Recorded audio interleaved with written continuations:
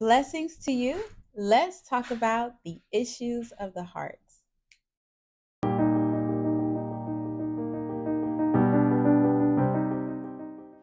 My name is Gabrielle, and welcome to my channel where I talk about transformation and mindset shifts. And I pray that you're elevated and lifted to your next level. And I wanted to come on here and just share. I was driving in the car the other day, and of course, it's holiday traffic. People are out, running their errands or traveling to see family members or whatever.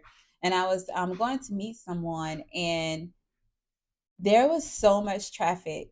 There was so much traffic, and for me, I I don't typically go out and travel long distances, especially if it's during the workday or I have things to get done. I'll wait till a certain time to go. But this time I had told someone that I would show up for them. And so I felt a pull to keep my word for whatever reason. I felt a pull to keep my word, to not make excuses on, oh, I need to get all of this done by this time. It's not going to work.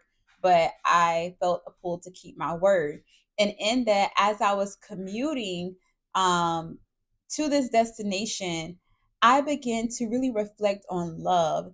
And oftentimes we can consider love to be the verbal I love you statement, or saying it with your mouth, or um, this feeling that you get, this emotion that rises up when you think of someone. But I think of love as action.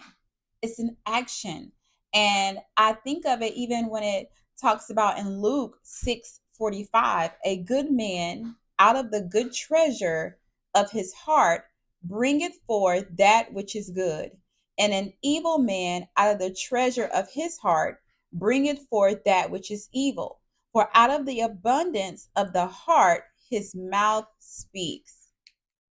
Out of the abundance of his heart, his mouth speaks. And I begin to think about that. And I look at love as action. Action is doing something, it's applying something, it's executing something, it's implementing something, it's a movement. And when I begin to really reflect on that, I thought about the sacrifice. It's doing something to show your love towards someone.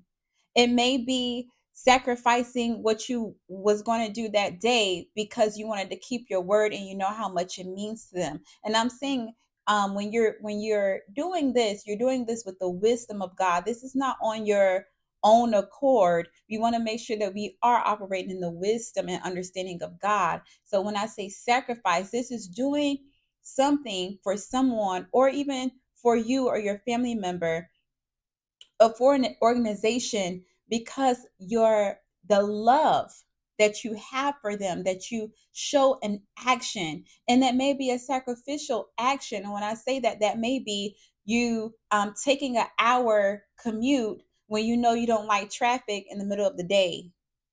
It may be going into a coffee shop, but you don't really like the smell of strong coffee. Maybe it irritates your nostrils or something, but you know this person will enjoy a caramel macchiato. You know what I'm saying? So when I think about that, and I think about, John 3:16, and it says, for God so loved the world that he gave his only begotten son, that whosoever believe in him shall not perish, but have everlasting life.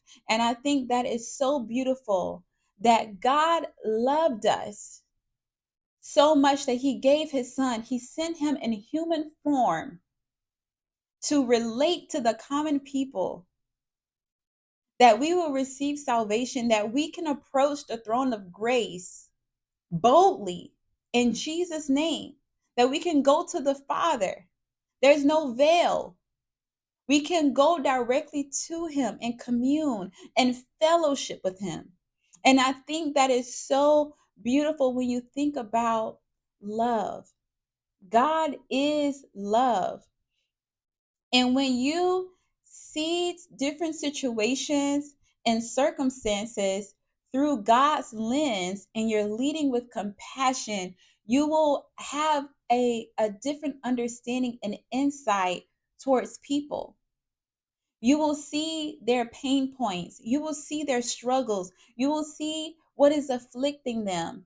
And that in turn makes your approach to them different because now you see a need, not criticism, not judgment, but a need. And it's so beautiful because of the gratitude that is shown. The gratitude, or, sometimes there's like a deep breath, like you can see the relief off of them. You can see the burden lifted when you lead with compassion and that love of Christ.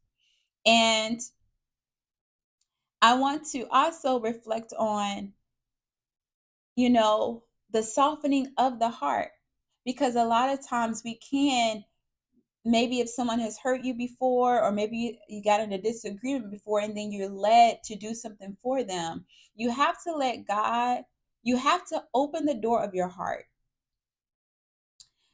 Right now, you know that you cannot do it in your own strength, because those reminders, those thoughts of what happened or what they did, or that those flashbacks come up, and you're like, I, I ain't doing that. I'm not doing that. But you have to allow God to come in.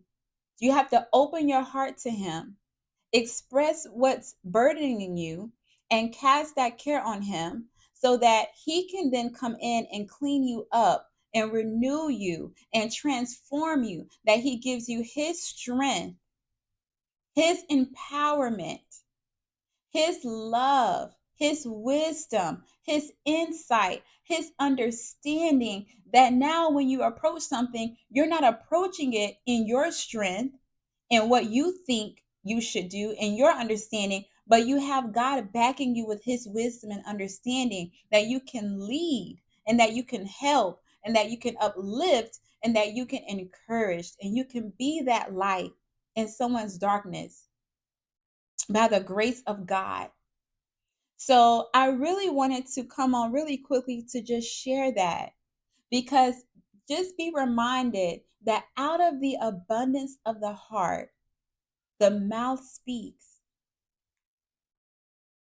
Whatever is in your heart will come out, whatever that is. And oftentimes it could be that you realize that when you're in a heated argument, or when you're under pressure, or when you're in a circumstance that may not be as positive as you would like, that you really see what's in your heart. And I say things can be forgiven, but often they're not forgotten. So it's very important that you do allow God to renew you, to transform you, to cleanse you, that you will begin to see what's in your heart, how to approach situations, how to approach people, and that you're not looking at it from your own perspective, but you're looking at it through the lens of Christ. And once you allow God in, you guard that. You guard that peace. You guard that love. You guard that wisdom. You guard that understanding. You allow Him in, and you guard your heart with all diligence as you go about being the light in the world, encouraging, uplifting, showing that love of Christ. So I really hope that this has blessed you today. You can find out more on my website at womenwhocultivate.com. Be blessed.